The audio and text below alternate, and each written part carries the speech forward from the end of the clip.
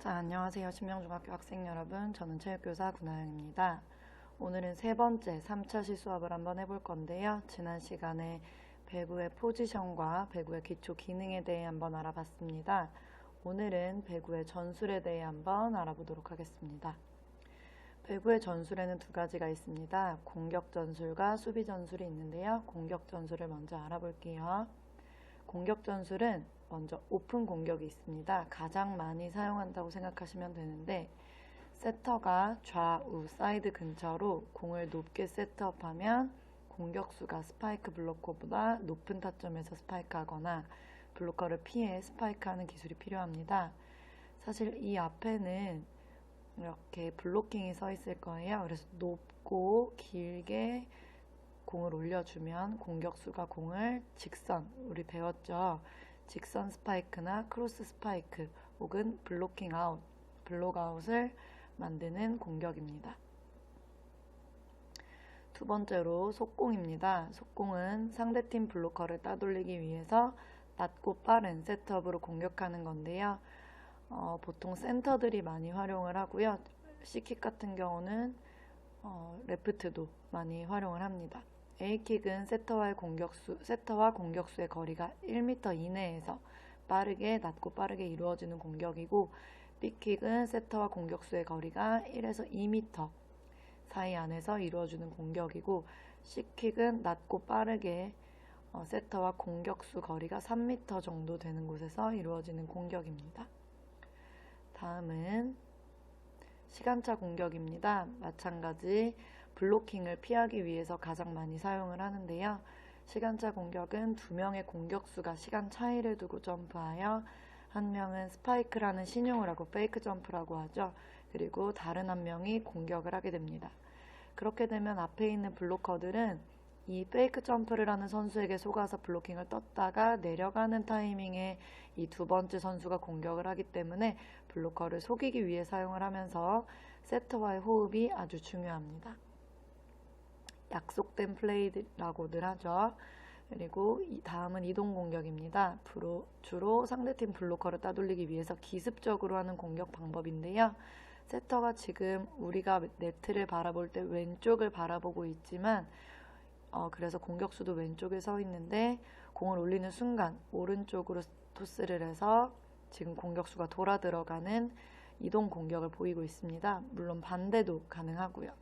이렇게 이동 공격을 해서 블로커를 따돌려서 득점을 하기 위한 공격입니다. 다음은 백어택인데요. 후위 공격이라고 합니다. 네트로부터 3m 떨어진 어택 라인 뒤에서, 어택 라인이 뭐냐면 여기 네트 바로 밑에 있는 가운데 라인을 센터 라인이라고 해요. 가운데 라인에서 3m 떨어진 곳에 어택 라인이 있는데요. 어택 라인 뒤에서 스파이크 하는 것으로 주 공격수가 후위에 있을 때 상대팀의 블로킹 타이밍을 뺏기 위해 시도합니다. 이 말이 무슨 말이냐면, 후위에 있는 선수들은 이 어택 라인 앞에서 공격을 할 수가 없어요. 그런데 단 어택 라인 뒤에서 점프를 했을 경우에는 공을 때리고 착지를 어택 라인 앞에서 하는 건 상관이 없습니다. 그래서 주 공격수가 로테이션에 따라서 하나, 둘, 셋 이렇게 6개까지 와서 뒤쪽에 있을 때 세터가 공격수 전위에 있는 공격수들이 아닌 어택 라인 근처로 토스를 세팅을 했을 때 뒤에 있는 후위에 있는 주 공격수 선수가 어택 라인 뒤에서 점프를 해서 공격을 하는 방법입니다. 이렇게 되면 보통 상대 블로커들은 전위에 있는 공격수들이 공격을 할 거라고 생각을 해서 블로킹을 뜨기 때문에 이미 떴고 세터가 조금 더 떨어진 곳에 토스를 함으로써 그 뒤에 있는 선수가 공격을 하기 때문에 마찬가지로 블로킹 타이밍을 뺏을 수가 있어요. 시간차랑 비슷한 개념이죠. 그래서 백어택이라는 공격 전술이 있습니다. 다음은 페인트 공격입니다. 페인트는 상대팀 코트의 빈 곳으로 공을 밀어넣는 기술로 블로킹이 높거나 스파이크 성공률이 낮을 때 사용합니다. 예를 들어 가운데 공격수가 떴는데 블로킹이 2명 혹은 3명까지도 붙었다고 생각을 했을 때 이 공격수는 공을 때릴 곳이 마땅치 않을 거예요. 그럴 때는 빈 곳으로, 뒤에 비어있는 곳이나 앞에 비어있는 곳으로 톡 놓는다거나 이렇게 빈 곳으로 공을 밀어넣는 기술을 페인트라고 합니다. 이렇게 공격 전술 6가지를 알아봤는데요. 다음은 수비 전술을 한번 알아보도록 하겠습니다. 수비 전술 첫 번째로는 서브 리시브 대형이 있습니다. 서브를 받을 때 서는 대형인데요.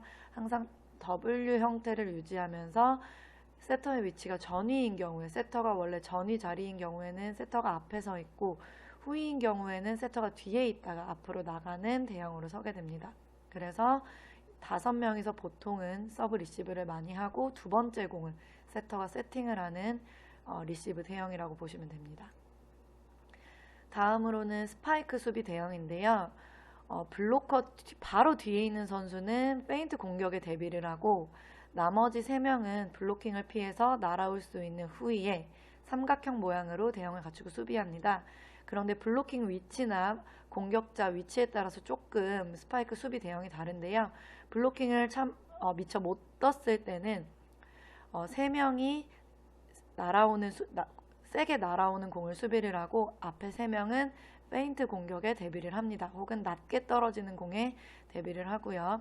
중앙에서 공격을 했을 경우에 중앙에 블로킹이 2명이 떴을 경우 앞에 있는 선수들은 페인트 공격이나 낮게 밀려 들어오는 공을 보고 보통 2명의 여기 블로킹이 가운데는 막고 있기 때문에 양쪽 비어있는 공간에 2명이 수비를 하게 됩니다.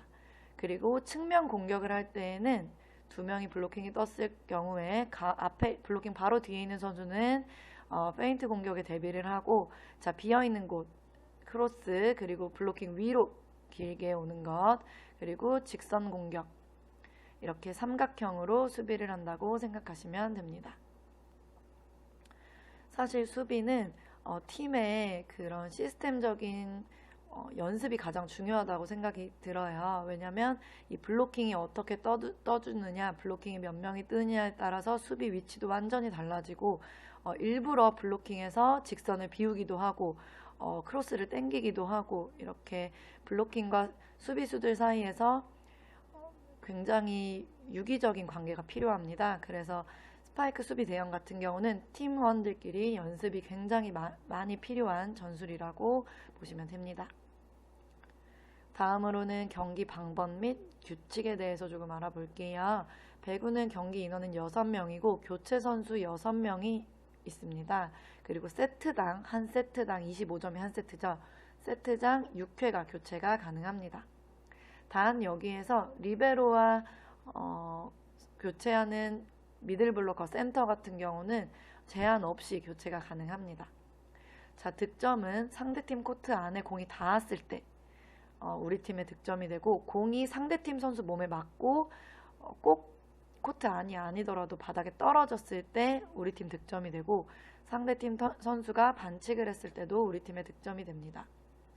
경기의 승리는 5판 3선승제고요. 1, 2, 3, 4세트는 25점까지고 5세트는 15점을 먼저 얻으면 승리입니다. 1, 2, 3, 4세트는 24대 24일 때는 2점 차이가 날 때까지 경기를 계속 하고요. 예를 들어 26대 24나 27대 25, 28대 26 이렇게 2점 차가 나야 경기가 끝이 나고요. 5세트는 15점 경기이기 때문에 14대 14일 경우 2점 차이가 날 때까지 경기를 하게 됩니다. 이것을 듀스라고 하고요. 코트 교대는 25점 한 세트가 끝나면 교대를 하고 마지막 세트는 한 팀이 8점을 얻으면 코트 교대가 이루어집니다. 로테이션은 서브권을 얻게 되면 우리 팀이 득점을 해서 서브를 하게 되면 선수들은 시계 방향으로 한 자리씩 이동을 하게 됩니다. 서브는 주심의 신호 후에 8초 이내에 타구를 하고 이 서브한 타구가 네트에 닿고 상대팀 코트에 들어가도 무방합니다. 반칙은 포위트라는 게 있는데 이것은 한 팀이 공을 4번을 타구를 했을 때 4번 터치를 했을 때 포위트 반칙이 선언이 되고요. 더블 컨택은 한 선수가 공을 연속 2번으로 터치했을 때 선언이 됩니다. 네트 터치는 신체의 일부가 네트에 닿았을 때 선언이 되는데 이 네트 터치가 경기 진행과 무관하면 반칙이 아닙니다. 센터라인 침범은 우리 팀 선수의 발이 코트의 중앙선을 침범해서 상대 코트로 완전히 넘어갔을 때 발이 발가락 끝부터 발 뒤꿈치까지 완전히 넘어갔을 때 센터라인 침범이 선언이 되고요. 마찬가지 상대팀이 넘어와도 반칙이 선언됩니다. 오버네트는 네트 너머에 있는 공을 터치했을 때 우리 팀 코트 아닌 네트 너머로 손이 넘어가서 공을 터치했을 때 오버넷이 선언이 되는데 단 블로킹을 할 때 손이 상대 네트 쪽으로 넘어가는 경우는 제외가 됩니다. 라인 크로스는 서브나 백어택을 할 때 선수가 서브할 때는 엔드라인, 백어택은 아까 봤던 어택 라인을 밟거나 넘었을 때 선언이 됩니다. 다음은 심판 시그널에 대해 알아볼 건데요. 심판 시그널은 일단 심판은 주심이 경기를 운영하고 최종 판단하는 주심이 먼저 코트에 서 있고요. 그 반대쪽에 부심, 주심을 보조하는 부심이 서 있습니다. 그리고 양쪽 사이드 끝에 선심, 인아웃 판정과 터치볼을 판정하는 선심이 이렇게 4명이 배치가 되어 있습니다. 자, 심판 시그널은 먼저 다음 영상에서 자세히 한번 알아볼 건데요. 일단 간단하게 보자면 볼인은 공이 인된 코트 쪽을 가리키면서 손을 아래로 내리면 되고 볼 아웃을 했을 경우에는 양팔을 들어 올립니다. 네트 터치를 했을 때는 네트를 한번 가리키고 네트 터치를 한 선수를 지목을 하게 됩니다. 오버네트는 네트 위로 팔을 내리게 되고요. 더블 컨택은 손가락을 2개 펼쳐 올리고 포이트는 손가락을 4개 들게 됩니다. 그리고 캐치볼은 손바닥을 위로 한 상태에서 아래에서 위로 들어 올리는 시그널이고요. 서브 지시는 서브를 하는 선수를 가리키면서 반대쪽으로 휘슬을 불면서 손을 당기게 됩니다. 선심 시그널은 볼 인일 경우에는 깃발을 아래로 내리게 되고 볼 아웃일 경우에는 깃발을 위로 올리게 되고요. 볼 터치를 하고 공이 나갔을 경우에는 손바닥으로 깃발을 위를 잡게 됩니다. 그리고 서브 반칙을 했을 경우에는 라인 크로스를 했을 경우에는 깃발을 위로 든 상태에서 좌우로 흔들게 됩니다. 이렇게 심판 시그널까지 알아봤고요. 심판 시그널 같은 경우는 이렇게 그림만으로 알기 어렵기 때문에 선생님이 다음 영상의 심판 시그널에 대해서 다시 한번 준비를 했어요. 다음 영상을 보면서 심판 시그널을 한번 확인을 해주시고 마지막으로 퀴즈까지 풀어주시면 오늘 수업이 마무리가 됩니다. 다음 주부터는 선생님하고 오버핸드 패스, 언더핸드 패스, 우리 수행평가를 보는 것들에 대해서 같이 연습을 할 거예요. 그렇기 때문에 선생님이 준비물을 적어놨어요. 탱탱볼이나 공이 있다면 공을 준비해 주시고 아니면 인형도 좋고요. 얼굴 크기 정도 되는 인형이나 박스테이프 혹은 신문지와 박스테이프 이렇게 준비해 주시면 됩니다. 그러면 다음 시간에 다시 만나요. 안녕.